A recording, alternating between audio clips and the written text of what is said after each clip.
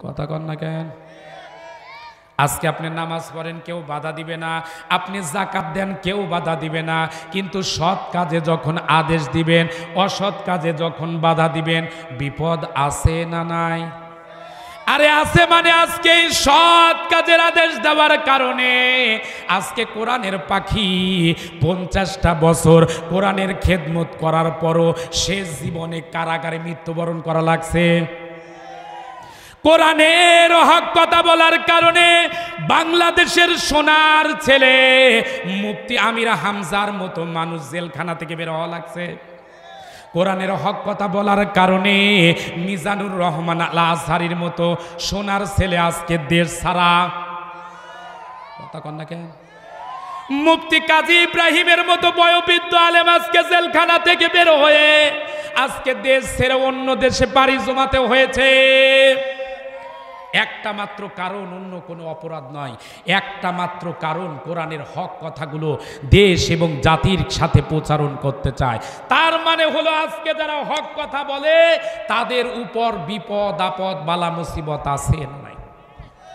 একটু আওয়াজ দিয়ে বলতে হবে। আমি বলি ভাই, যেখানে সুবাস আছে, যেখানে দামি জিনিস আছে, সে জায়গায় কাঁটাও বেশি আছে। গোলাপ ফুলে কাঁটা আছে না নাই? গোলাপ ফুল গাছে দেখবেন কাঁটা থাকে। কোনো মানুষ যদি মনে করে যে এলাকায় যত গোলাপ ফুল গাছ আছে কেটে দিব, গোলাপ ফুল গাছ যদি কেউ কাটে, যখন দেখবেন কেটেছিল ওই সময় ডাল ছিল মাত্র 2টা, কাটার পর 6 মাসের ব্যবধানে ওই 2 ডাল থেকে কমপক্ষে ডাল বের হবে 6টা। কথা বলেন না কেন? তার মানে কোরআন এমন একটি গোলাপ ফুল, কোরআন এমন একটি গোলাপ ফুলের নাম, ইসলাম এমন একটি গোলাপ ফুলের নাম, যত কাটতে চাবেন তত এখান থেকে ডালপালা বের হবে, এখান থেকে আন্দোলন বের হবে, এখান থেকে ইসলামপন্থী বের হবে, কেউ ঠেকাতে পারবেন না। একটা জিনিস মনে রাখা দরকার, ও মুসলমানের সন্তানেরা, আজকে যারা দাড়িওয়ালা, টুপিওয়ালা, পাগড়িওয়ালা, জুব্বাওয়ালাদের উপর যারা জুলুম করতেছ, নির্যাতন করতেছ, স্টিম রোলার যারা চালাচ্ছ, সময় আসবে এমন ইন্দুরের গর্ত পাবা না পালাবার জন্য। কারা কারা রাজি আছো মুসলমান? হাত তুলে আল্লাহকে দেখাও।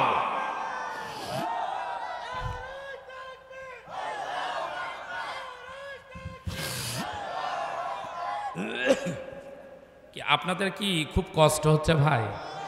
রাত 12টা বাজে, কিন্তু আমি বলেছি 1টা পর্যন্ত চালাবো। চালালে খুব কষ্ট পাবেন। কোরআনে কারিমার জন্য যদি এই পৃথিবীর জমিনে সাহাবীরা যদি কষ্ট করতে পারে, নবী রাসূলগণ যদি কষ্ট করতে পারে, এই পৃথিবীর জমিনে আপনি আমি যদি সেই নবীর উত্তরসূরি হই, বলেন তো প্রয়োজনে আল্লাহর জন্য, রসুলের জন্য জীবন যদি দেওয়া লাগে, মুসলমানের সন্তানেরা জীবন দিতে ভয় পায়? এ জোরে কোন ভয় পায়? আজকে আমাদেরকে অনেকেই ভয় দেখায় যে হুজুর থেমে যান, যদি থেমে না যান সমস্যা হবে। আমি বলি সমস্যা যেখানে তৈরি হবে ওই জায়গা থেকে সমাধানের রাস্তাও বের হবে। এ বগুড়া জেলার মাটি, আমি বলি ইসলাম প্রেমীদের ঘাঁটি। এ বগুড়া জেলার মাটি কোরআন প্রেমীদের ঘাঁটি। এ বগুড়া জেলার মাটি শহীদ প্রেসিডেন্ট জিয়াউর রহমানের ঘাঁটি। ও মুসলমানের সন্তানেরা, এই জন্য আজকের মাহফিল থেকে বলতে চাই, কুকুরকে ধাওয়া দিলে কুকুর পালিয়ে যেতে পারে, ইঁদুরকে ধাওয়া দিলে ইঁদুর পালিয়ে যেতে পারে, শৃগালকে ধাওয়া দিলে শৃগাল পালিয়ে যেতে পারে। আমরা শৃগালের জাতি নয়, কুকুরের জাতি নয়, বাদুরের জাতি নয়, আমরা মুসলমানের সন্তান।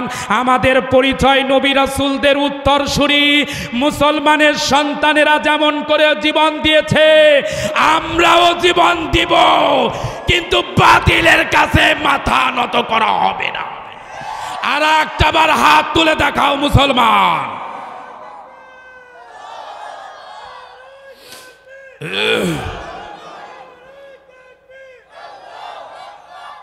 আল্লাহ পাক কবুল করুন। এরে মুমিন মুসলমানের সন্তানেরা, কথাগুলো একটু হৃদয়ের কান দিয়ে শুনতে হবে। এই পৃথিবীর জমিনে যারা মুমিন বলে যারা দাবি করি, আল্লাহর নবীজি বলে নাই, সরাসরি কোরআন থেকে শোনাচ্ছি, মুমিন বান্দার কাজ হলো চারটা। 1 নাম্বার নামাজ প্রতিষ্ঠার কাজ করবে, 2 নাম্বার যাকাত ভিত্তিক অর্থনীতি চালু করবে, 3 নাম্বার সৎ কাজের আদেশ দিবে, অসৎ কাজের বাধা দিবে। বুঝে থাকলে বলুন তো, এই 4টা কাজ আপনার আমার করা দরকার আছে না নাই? এজোরে কোন আছে না নাই? এরে মুমিন মুসলমানের সন্তানেরা, নামাজ যেমন দরকার, ইসলামী অর্থনীতি যাকাত ব্যবস্থা দরকার আছে না নাই? কিন্তু আমার দেশে আজকে যাকাত আছে। আজকে আমার দেশে দেখবেন যাকাতের নামে অনেক জায়গায় দেখবেন কোটিপতি আর প্রজাপতি তামাশা করে বেড়াচ্ছে। এই যে রমজান মাস আসতেছে, অনেক দোকানে দেখবেন লেখাও থাকে এখানে স্বল্প মূল্যে যাকাতের শাড়ি এবং লুঙ্গি পাওয়া যায়। ও আল্লাহ, যাকাতের শাড়ি এমন, যাকাতের লুঙ্গি এমন, এক ধোয়া দেওয়ার পর দেখবেন না ওটা শাড়ি না মশারি, বোঝা যায় না।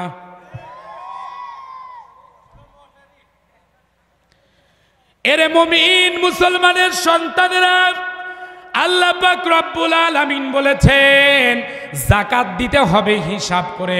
100 টাকা থাকলে 2.5 টাকা আল্লাহর রাস্তায় যাকাত দিতে হবে। 1 লক্ষ টাকা যদি আপনার থাকে, 2,500 টাকা হিসাব করে যাকাত দেওয়া লাগবে। আমার দেশে আজকে যদি যাকাত এই রকম হিসাব করে দেওয়া হতো, বাংলাদেশে 10 বছরের ব্যবধানে, ও মুসলমানের সন্তানেরা আল্লাহর কসম করে বলি, 10 বছরের ব্যবধানে বাংলাদেশে একটাও ফকির খুঁজে পাওয়া যেত না। কিন্তু আজকে আমার দেশে যাকাত এরকম আছে, এজোরে কোন আছে? সবাই একটু জিকির করি, লা ইলাহা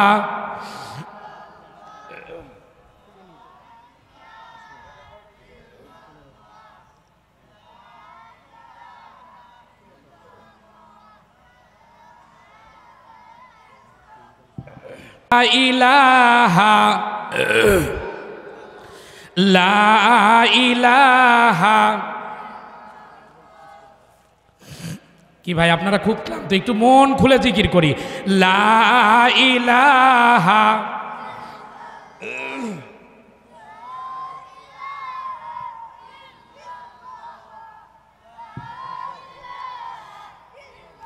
এরে মুমিন মুসলমানের সন্তানেরা, যে কথাটা বলতেছিলাম, তাহলে যাকাত আমাদের এই সমাজে দরকার আছে না নাই?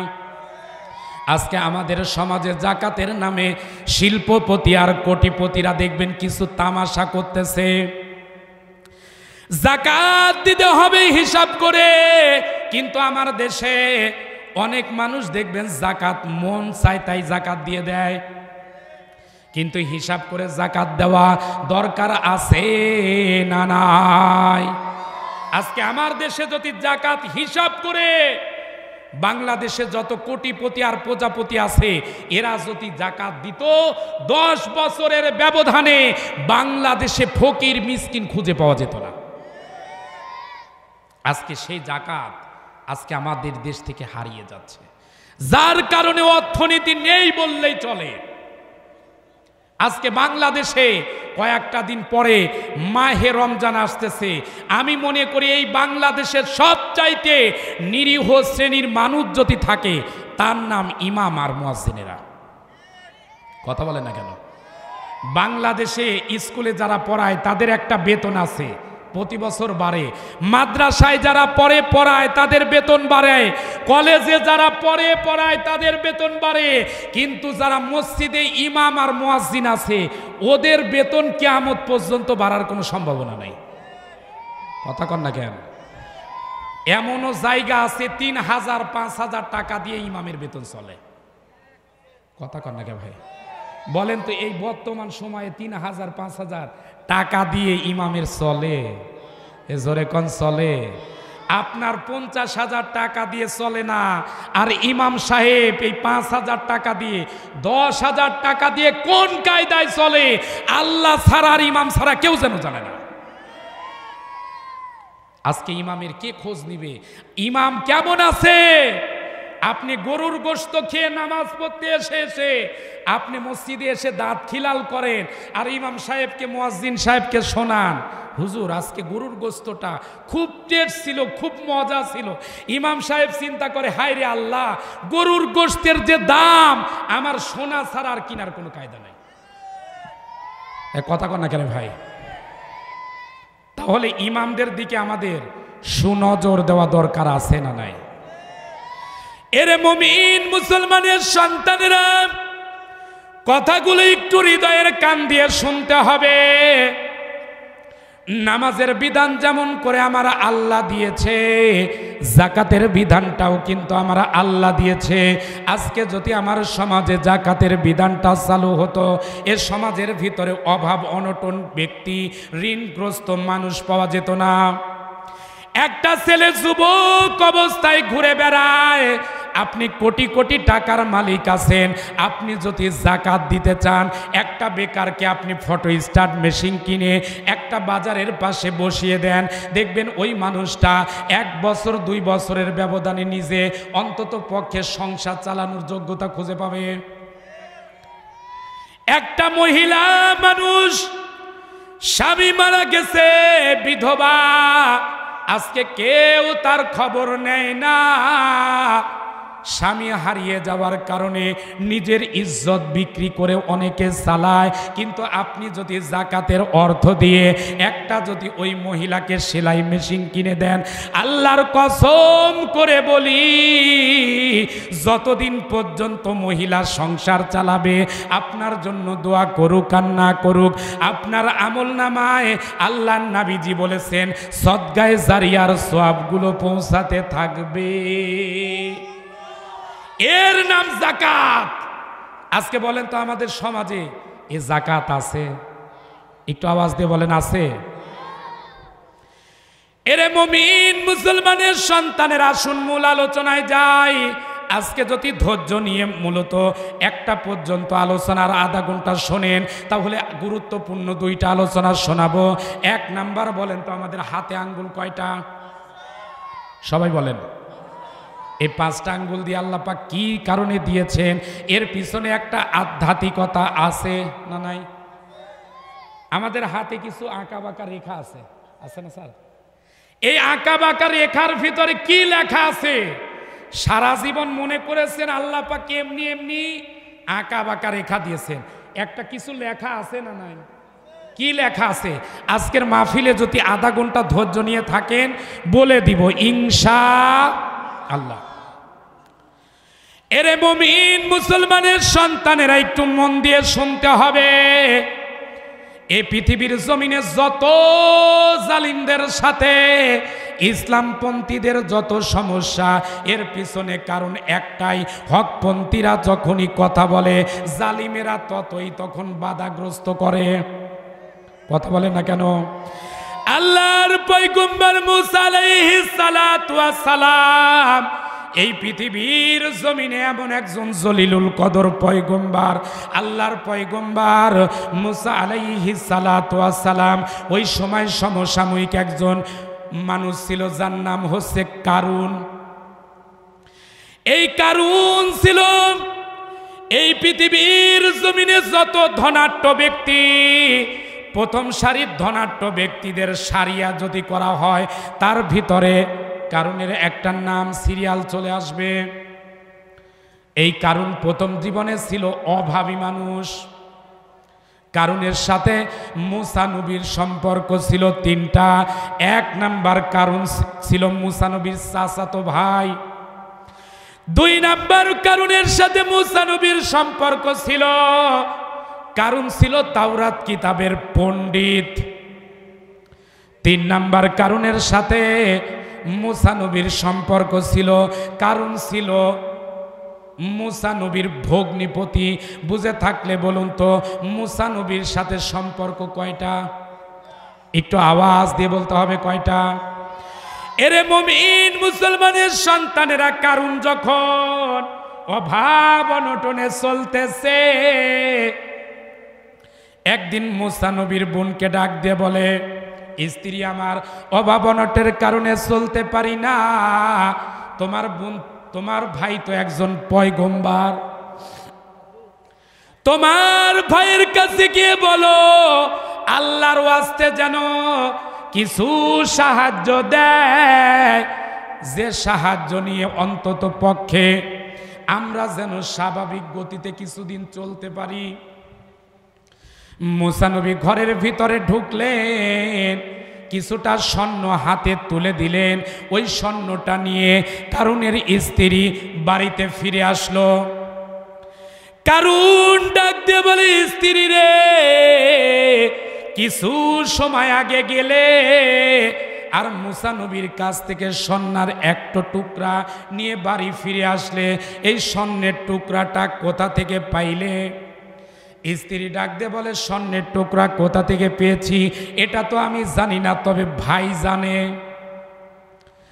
কারণ ডাক দিয়ে বলে, আমাদের স্বর্ণের টুকরা দরকার নাই, আগামীকালকে তোমার ভাইয়ের কাছে আবার যাবা, অন্তত পক্ষে যে কোনো কায়দায় দেখতে হবে স্বর্ণটা আসে কোথা থেকে।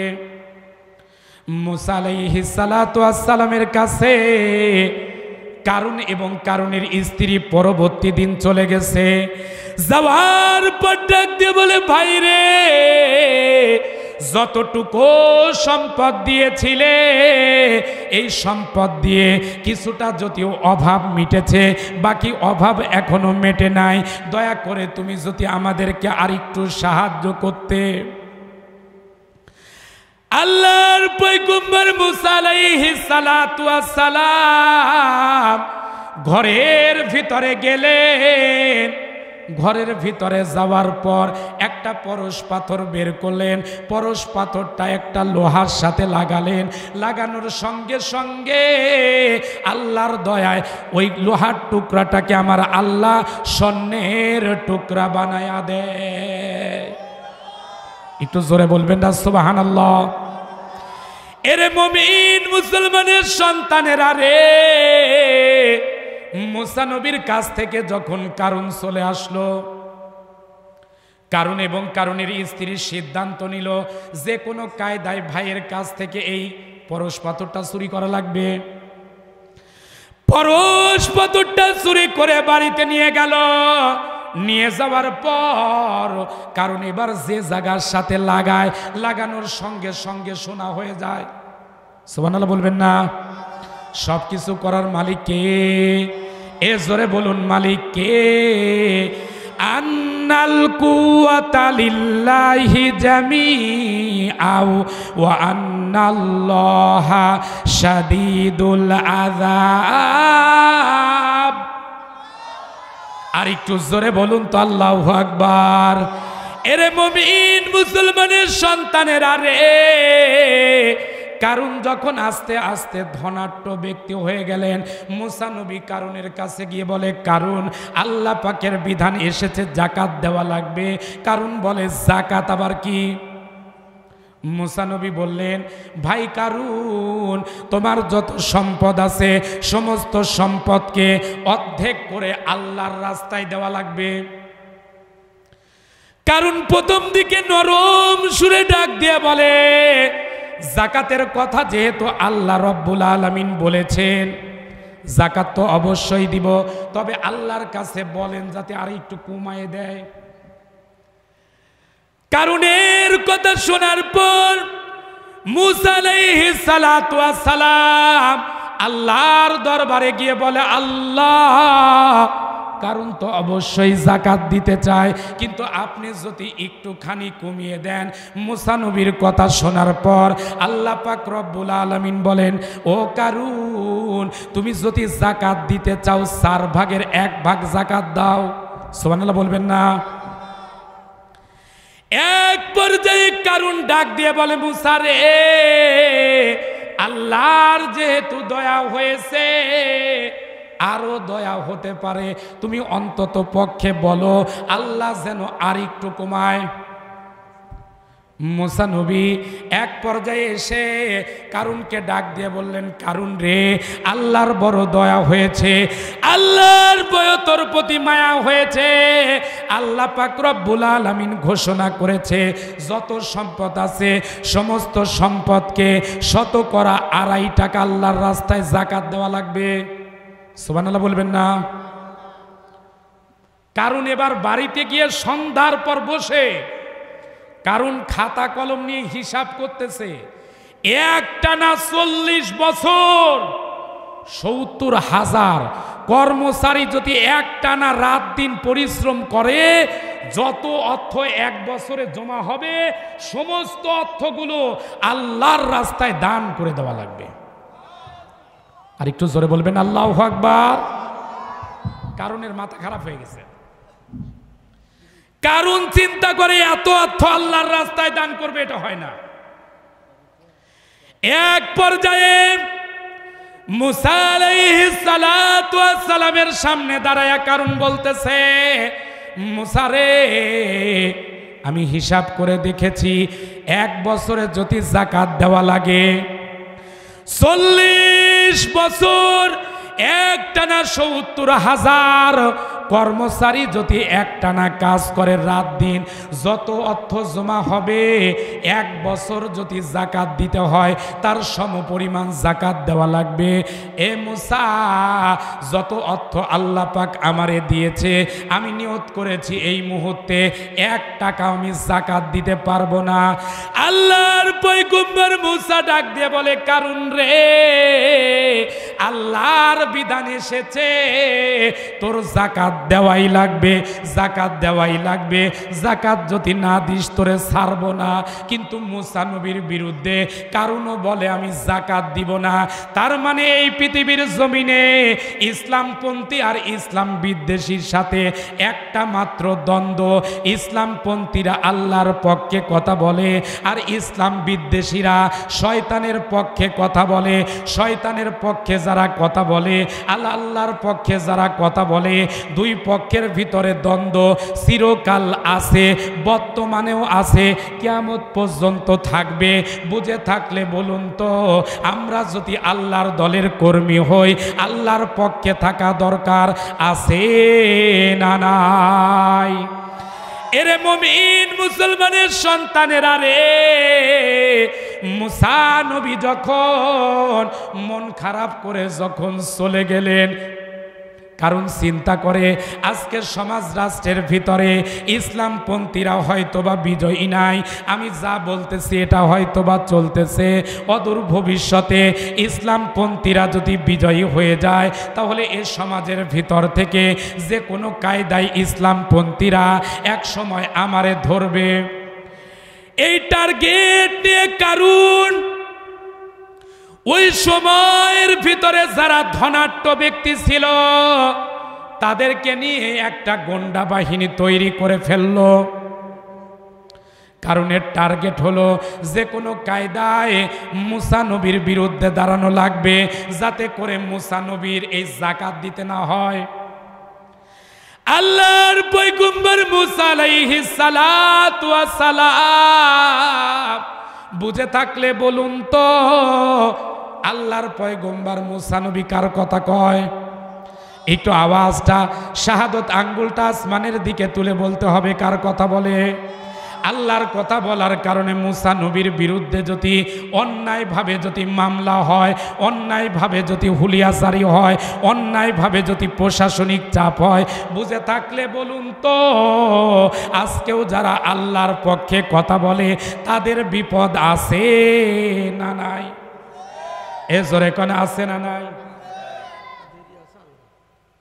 করবো তো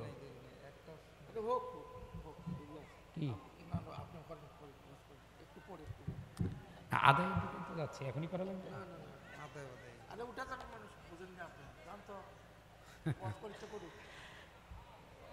কি আদায় করবো না? হ্যাঁ,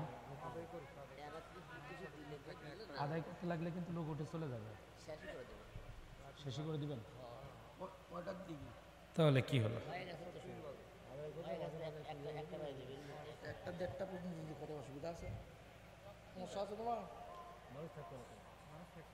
মানুষ আছে এখন, চান আপনারা সেটা করবেন। কি কি কি আপনারা কি চলে যাবেন ভাই? আমি তো বলেছিলাম একটা পর্যন্ত, বেশি না। আপনারা চলে যাবেন? কারা কারা চলে যাবেন একটু হাত তোলেন তো দেখি।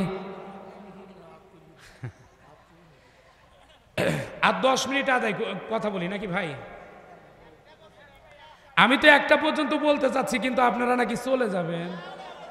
চলে যাবেন? এরে মুমিন মুসলমানের সন্তানেরা, মুসা আলাইহিস সালাতু ওয়াস সালাম নবী যখন কথা বলতেছে জাকাতের পক্ষে, কারণ বলে কোনো কথা চলবে না, আমি জাকাত দিব না। কারণ একটা গোন্ডা বাহিনী তৈরি করে নিল, ওর টার্গেট হলো যে কোনো কায়দায় মুসা নবীকে গায়েল করা লাগবে। এমন সময় মুসা আলাইহিস সালাতু ওয়াস সালাম আল্লাহর বিধানের কথা বলে। কথা না বলি মুসা আলাইহিস সালাতু ওয়াস সালামের ভিতরে জিনার তহমত দেওয়ার জন্য, কারণ ওই সময়ের ভিতরে একটা পতিতাকে ভাড়া করলো। ওর টার্গেট হলো মুসা নবীর বিরুদ্ধে জিনার তহমত দিবে। জিনার তহমত যদি আল্লাহর পয়গম্বর মুসা নবীর বিরুদ্ধে যদি দিতে পারে, আজকেও সমাজ রাষ্ট্রের ভিতরে যারা কোরআনের কথা বলে, ইসলামের কথা বলে, তাদের বিরুদ্ধেও এরকম তহমত আছে না নাই? এরে মুমিন মুসলমানের সন্তানেরা রে, হৃদয়ের কান দিয়ে শুনতে হবে। মুসা নবী যখন এরকম একটা কনফারেন্সে কথা বলতেছে, হঠাৎ করে কারণ এমন একটা পতিতাকে ভাড়া করছে যার নাম হচ্ছে জোহাইরা। জোহাইরার বাড়ি গিয়ে কারণ ডাক দিয়ে বলে, জোহাইরা রে, তুমি রূপসী সুরসী যুবতী সুন্দরী নারী, তোমাকে এই সমাজের মানুষেরা কাছে পেতে চায়। তুমি যদি মুসা নবীর কনফারেন্সে গিয়ে একটা বারের জন্য বলতে পারো, এই হুজুর দিনের বেলা সুন্দর সুন্দর কথা বলে আর রাতের বেলা আমার কাছে যায়, টাকা লাগে টাকা দিব, পয়সা লাগে পয়সা দিব, ক্ষমতা লাগে ক্ষমতা দিব, বাড়ি লাগে বাড়ি দিব, এ জোহাইরা যা চাস তাই দিব। জোহাইরা প্রথম দিকে ডাক দিয়ে বলে, আমি যতই খারাপ মানুষ হই না কেন, একজন নবীর বিরুদ্ধে কোনোদিনও কথা খারাপ বলতে পারবো না। কারণ নবীর বিরুদ্ধে কথা বললে বিপদ আছে না নাই? এ মুসলমানের সন্তান, আজকেও যারা আলেমদের বিরুদ্ধে সাক্ষী দেয়, আলেমদের বিরুদ্ধে যারা কথা বলে, আলেমদেরকে যারা মারতে চায়, এরা ডাইরেক্ট ইনডাইরেক্ট এদেরও জন্মে ভেজাল আছে। আজকে এরকম লোক আমাদের সমাজে আছে না নাই? এ জোরে কোন আছে না নাই? ওদের টার্গেট যে কোনো কায়দায় এ সমাজ থেকে আলেম মুক্ত করতে, কিন্তু আলেমেরা আছে, ছিল, কিয়ামত পর্যন্ত থাকবে। এ সমাজ রাষ্ট্র থেকে আলেমদেরকে কেউ দূর করতে পারবে? তাহলে আলেমদের পক্ষে আমাদের থাকা দরকার আছে না নাই? আজকে আমাদেরকে অনেকেই ভয় দেখায়, অনেকেই বলে এ সমাজে রাখবো না, কিন্তু যতদিন আল্লাহ আছে, যতদিন রাসূল আছে, বলেন তো এই সমাজ থেকে আলেমদেরকে কেউ বিদায় করে দিতে পারবে?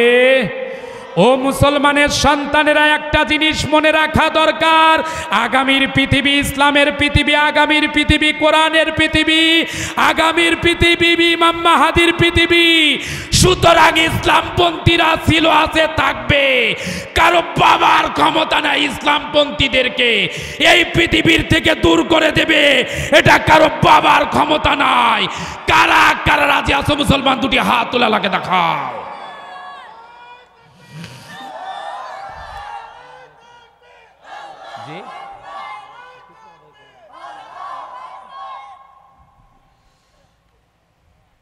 আচ্ছা আসেন শেষ করে দিই, যেহেতু বারবার কথা বলে সমস্যা। আজকের মাহফিলটা হয়েছে, এতে আপনারা খুশি না বেজার? সবাই কি খুশি? কারা কারা খুশি একটু হাত তুলে দেখান তো ভাই। মাশাআল্লাহ মাশাআল্লাহ। আজকের এই মাহফিল করতে গিয়ে তাদের অনেক টাকা, অনেক খরচ হয়েছে। আল্লাহর বান্দা যারা আছেন, আমি আজকের মাহফিলে এই মুহূর্তে আপনাদের কাছে ওই সময়কার ভিতরে সবচাইতে বড় মাপের একজন পতিতা ছিল, নাম হচ্ছে জোহাইরা। আজকেও আমাদের সমাজে এরকম পতিতা মার্কা নারী আছে না নাই? এজোরে কোন আছে না নাই? আজকে আমাদের দেশের অবস্থা এত করুণ হয়ে গেছে, আমি বলি আমার দেশের রাস্তা নষ্ট করলো ট্রাকে, আর আমার দেশের মা বোনদেরকে নষ্ট করেছে এনজিও ব্র্যাক আর কালিতাসের বিষে। আজকে কি টুপিওয়ালা, কি দাড়িওয়ালা, কি পাগড়িওয়ালা মানুষ দেখবেন তার বউ বেটি সকালবেলা বই নিয়ে কিস্তি সাহেবের কাছে দেখবেন এতিমের মতো দাঁড়িয়ে থাকে। এই এলাকায় এগুলো আছে না নাই? বলেন তো, সুদ খাওয়া হালাল না হারাম? এজোরে কোন হালাল না হারাম? আপনি যদি সুদি খান আবার যদি ঘুষি খান, আমি বলি আপনার নামাজ পড়াও যা না পড়াও তাই। এরে মুমিন মুসলমানের সন্তানেরা, দুঃখজনক হলেও সত্য, এক সময় আমার মা বোনেরা সকালবেলা অন্তত পক্ষে এক পৃষ্ঠা কোরআন না পড়ে অন্তত পক্ষে সকালবেলা কাজ করতো না। আজকে কি হুজুরের বাড়ি, কি হাজী সাহেবের বাড়ি, কি সাধারণ মুসলমানের বাড়ি, ও আল্লাহ যেখানেই যাবেন দেখবেন ওই বাড়ি থেকে অন্তত সকাল সন্ধ্যা স্টার জলসা, স্টার প্লাসে দেখবেন হিন্দুদের উলুধ্বনি শোনা যাচ্ছে। এরে মুমিন মুসলমানের সন্তানেরা, মা বোনদেরকে আজকে ওয়েস্টার্ন সিভিলাইজেশন দিয়ে, ভারতের চ্যানেল দিয়ে আজকে আমার দেশের এক একটা চ্যানেল দেখে, সারা দিন যা দেখে ওইগুলোই দেখবেন শ্বশুর শাশুড়ির সাথে, ওইগুলোই স্বামী স্ত্রী প্র্যাকটিস করে প্রত্যেকটি ঘরগুলো যেন আজকে এক একটা জাহান্নামের টুকরা। আপনি ঠিক বললেও ঠিক, না বললেও ঠিক, হ্যাঁ তাও ঠিক। মানে আমরা পাবলিকেরা ঠিক শুধু বলতেই পারি। এরে মুমিন মুসলমানের সন্তানেরা, আজকে অবস্থা কতটা খারাপ হয়েছে আমি বলি, বিবাহ করার আগে অন্তত পক্ষে আপনার যিনি শাশুড়ি হবে, আপনার যিনি বইয়ের বড় বোন হবে, এদেরকে আগে পরীক্ষা করেন, তারপরে বিয়ে করেন। কারণ যে ঘরে আপনার শাশুড়ি যদি উপর থেকে আপনার বইয়ের কলকাঠি নাড়ে, যতই আপনি সংসার ভালো করতে চান আল্লাহর কসম সংসার ভালো হবে না। আজ হোক কাল হোক ওই জাহান্নামের টুকরা আপনার ঘরটা হয়ে যাবে।